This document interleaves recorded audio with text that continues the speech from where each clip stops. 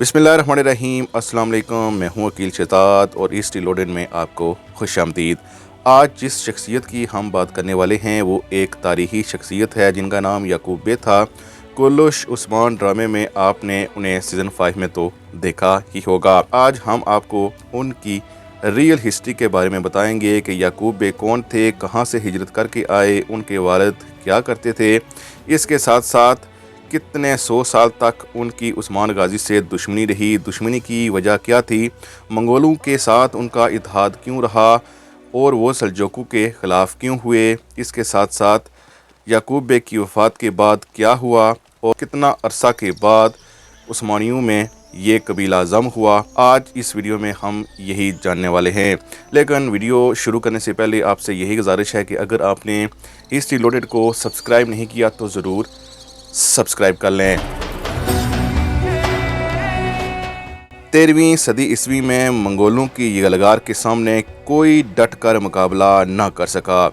ये जलालुद्दीन ख्वारज़म ही थे जिन्होंने डट कर मुकाबला किया, लेकिन आपनों की गद्दारी की वजह से ही जलालुद्दीन ख्वारज़म भी इनको शिकस्त ना दे सके। बहरहाल जलालुद्दीन ख्वारज़म की वफ़ात के बाद मंगोल मज़ीद ज़ालिम हो चुके थे। गरमियान या जरमियान कबीले के सरदार अली शार बे भी मंगोलों से अपनी जान बचाकर करमान से फ़ारस की तरफ हिजरत कर चुके थे। अब ये ज़मीनों की तलाश में थे जहां वो बच सकें। ये सल्जोक सल्तनत रूम ही थी जिन्होंने इनको रहने के लिए जगह दी। यानी सरदार अली शार बे अनातोलिया में जब दाखिल हुए तो उनको सहारा देने वाली सल्जोक सल्तनत थी और उसी की वजह से ही सरदार अली शार बे फलने फूलने लगे। याकूब बे की अगर बात की जाए तो वो सरदार अली शार का बेटा था और उसकी जवानी यानी याकूब बे की जवानी मंगोलों के साथ लड़ते हुए ही गुजरी थी। लेकिन 1283 से लेकर 1299 तक गरमियान कबीला सल्जोक सल्तनत का बागी रहा।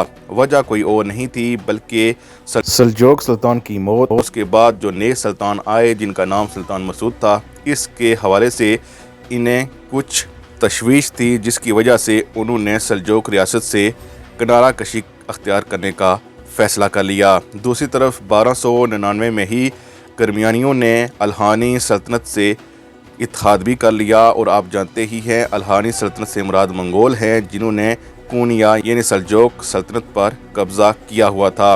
1300 ईस्वी में अली शार बे की वफ़ात के बाद इनकी जगह इनका बेटा याकूब बे इस अमारत या कबीले का सरबराह मुकर्रर हुआ। ये वो दौर था जब सल्जोक रियासत काफ़ी हद तक कमज़ोर बल्कि दम तोड़ रही थी।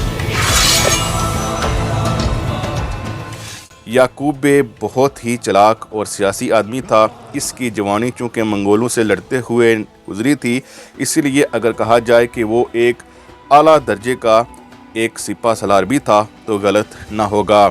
बाज़ तारीख़ दानों के मुताबिक याकूब बे ने न सिर्फ मंगोल अल्हानी सल्तनत से इत्तेहाद किया बल्कि बीच बीच में दुश्मनी भी करते रहे, क्योंकि उस वक्त मुमकिन ना था कि अल्हानी सल्तनत से मुकाबला किया जा सके। इसीलिए सरदारान अक्सर सियासी चालों के ज़रिए ही अपना सर्वाइवल करते थे। चूँकि सल्जोक सल्तनत तकरीबन दम तोड़ चुकी थी और अब सल्जोक सल्तनत अनातोलिया के साथ साथ अपने इलाकों पर भी अपना हुक्म चलाने के काबिल ना रही थी, तो जहाँ जहाँ कोई कबीला था उसने अपनी अमारत बनाना शुरू कर दी। यानी जहाँ जो कबीला मौजूद था वहाँ पर कब्ज़ा शुरू हो गया और इसके साथ साथ अपनी छोटे छोटे इलाकों के नाम रख कर वहाँ अपना हुक्म जारी करने लगे।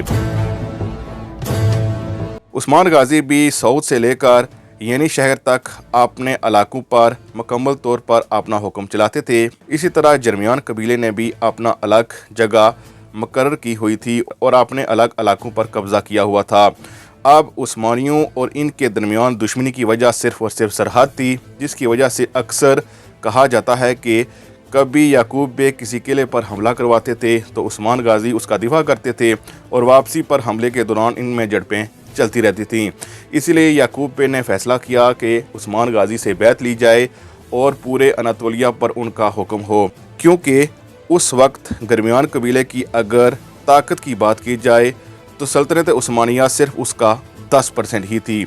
یعنی عثمان غازی نے جو ابھی چھوٹی سی زمینوں پر اپنا حکم چلانا شروع کیا تھا، وہ درمیان قبیلوں کی زمینیں افراد اور سپاہیوں کے مقابلے میں صرف 10% تھی، جس سے ایک بات واضح تھی کہ درمیان قبیلہ یا درمیان عمارت عثمانیوں سے بہت ہی زیادہ طاقتور تھی۔ لیکن عثمان غازی سے جب یعقوب بے نے بیعت لینا چاہی تو عثمان بے نے انکار کر دیا، جس کی وجہ سے یعقوب بے بہت ہی شرمندہ ہوئے اور آس پاس کے قبائل نے بھی یہ بات سن لی، جس سے وہ پورے اناطولیہ پر تو مکمل کنٹرول حاصل نہ کر پائے، کیونکہ اگر ایک بڑے قبیلے کا سردار ان کی بیعت نہیں لیتا تو یقیناً اس کے ساتھ کوئی نہ کوئی سردار اور بھی موجود تھے جو یعقوب بے کا کبھی بھی ساتھ دینا نہیں چاہتے تھے۔ اسی لیے یعقوب بے اور عثمانیوں کی تقریباً 100 سال سے زیادہ دشمنی چلتی رہی۔ یعقوب بے 1302 سے لے کر 1327 تک درمیانیوں کے سردار رہے اور اسی دوران کبھی بھی عثمان غازی نے ان کی بیعت نہ لی، جس کی وجہ سے ان دونوں عمارتوں کی دشمنی بڑھتی رہی۔ اب یہ دشمنی تقریباً 129 سال تک جاری رہی اور بالآخر 1429 میں یہ عمارت سلطنت عثمانیہ میں ضم ہو گئی، کیونکہ عثمانی اب ان سے بہت طاقتور ہو چکے تھے اور سیاست اور دفاعی اعتبار سے بھی بہت بڑھ چکے تھے، تو درمیانیوں کا یہ فیصلہ اچھا فیصلہ تھا۔